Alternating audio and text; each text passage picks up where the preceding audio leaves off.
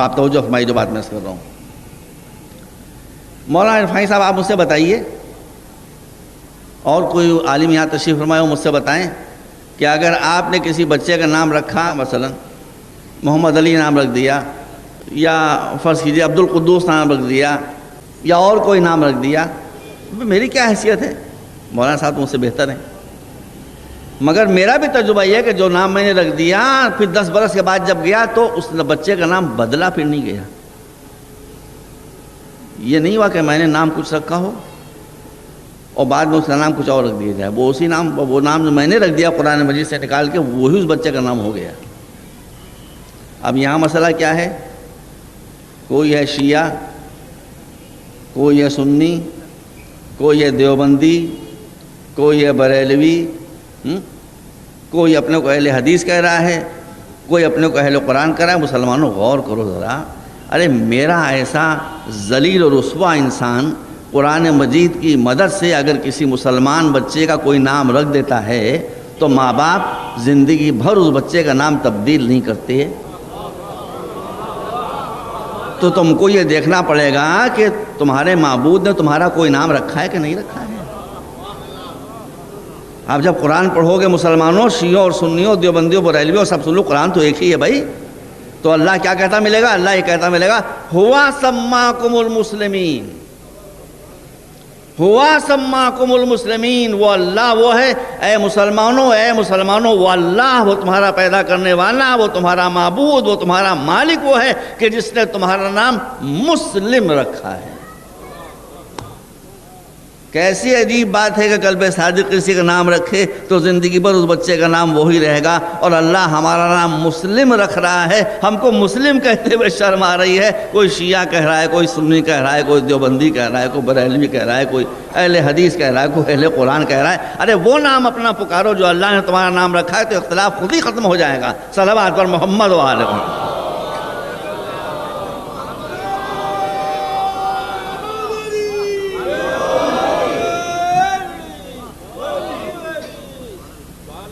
یہ بھی نہ کہو کہ میں شیعہ مسلم ہوں، یہ بھی نہ کہو کہ میں سنی مسلم ہوں۔ دیکھیے برا نہ مانیے گا، یہاں ہر رنگ کے لوگ بیٹھے ہیں اور ہر عمر کے لوگ بیٹھے ہیں اور ہر طرح کے لوگ بیٹھے ہیں۔ میں اگر اس مجمع سے پوچھنا شروع کروں آپ کا نام، آپ کون ہیں، آپ کیا ہیں، تو کوئی یہ کہے گا میں کالا مسلم ہوں، میں گورا مسلم ہوں، میں گنجا مسلم ہوں، مسلم فرقہ گھر کے اندر۔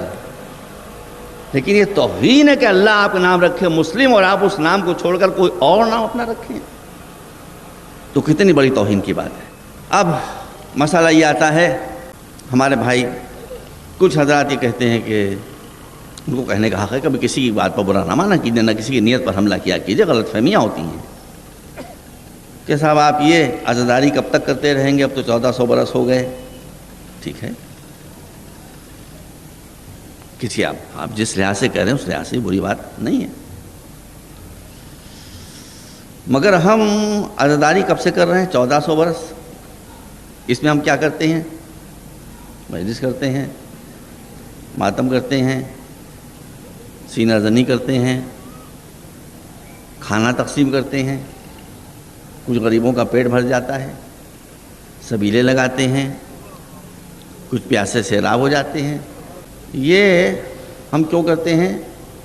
کہ ایک نبی زادہ دین کے اوپر قربان ہو گیا، جب وہ قربان ہوا تو وہ بھوکا بھی تھا اور وہ پیاسا بھی تھا،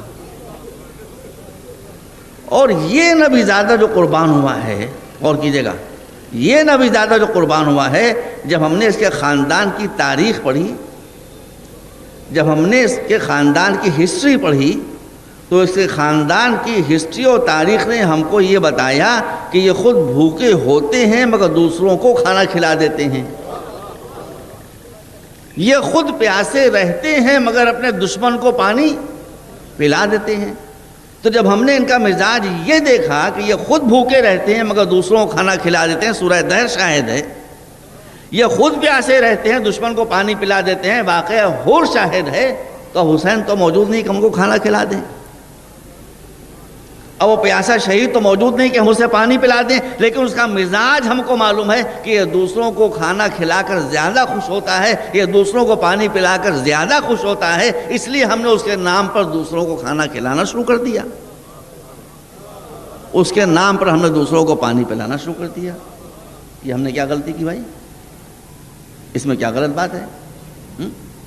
ایک نبی زادہ قربان ہو گیا، اس کی یادگار ہم 1400 برس سے منا رہے ہیں، تو کچھ لوگوں کو ذرا اس پر شکوک و شبہات ہو رہے ہیں۔ اب میں آپ سے پوچھنا چاہتا ہوں کہ حضرت ابراہیم سے آپ کا کیا رشتہ ہے؟ حضرت ابراہیم ہمارے رسول ہیں، بزرگ ترین رسول ہیں، معصوم ہیں، نبی ہیں، اولوالعزم پیغمبر ہیں، مگر میں آپ سے پوچھوں سارے مسلمانوں سے کہ آپ امت محمد ہیں یا امت ابراہیم ہیں، تو آپ کیا کہیں گے؟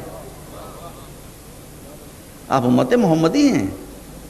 تو عقیدت کا رشتہ ہے، عمل کا رشتہ نہیں ہے۔ وہ میدان مینا میں ایک بچے کو لے کر آتے ہیں،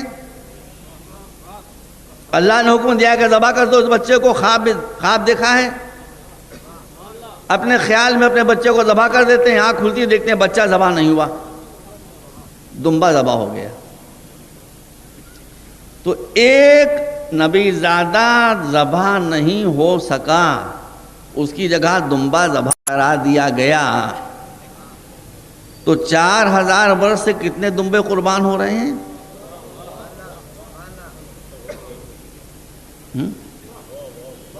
بھائی حج کا کون سا ایسا رکن ہے جو یادگار نہیں ہے؟ مجھے آپ بتائیں، حج کا کون سا رکن ہے ایسا کہ جو یادگار نہیں ہے؟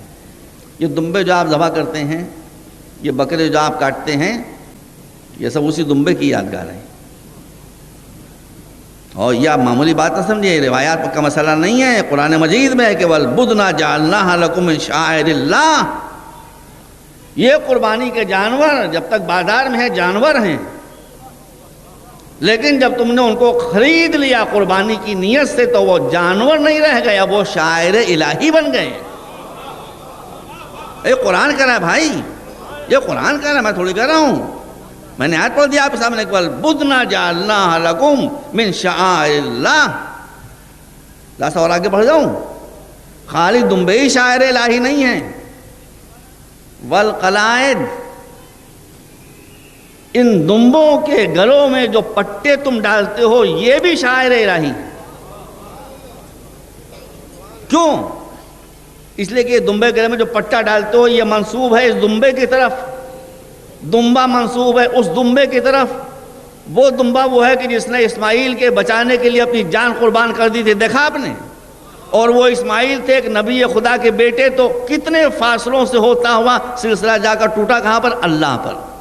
اس لیے یہ گلے کے پٹے بھی جانوروں کے شاعر الہی ہو گئے۔ کیوں؟ اس پٹے کو دیکھو گے تو دمبا یاد آئے گا، دمبے کو دیکھو گے تو وہ دمبا یاد آئے گا، وہ دمبا یاد آئے گا تو اسماعیل یاد آئیں گے، اسماعیل یاد آئیں گے تو ابراہیم یاد آئیں گے، ابراہیم یاد آئیں گے تو خدا یاد آئے گا۔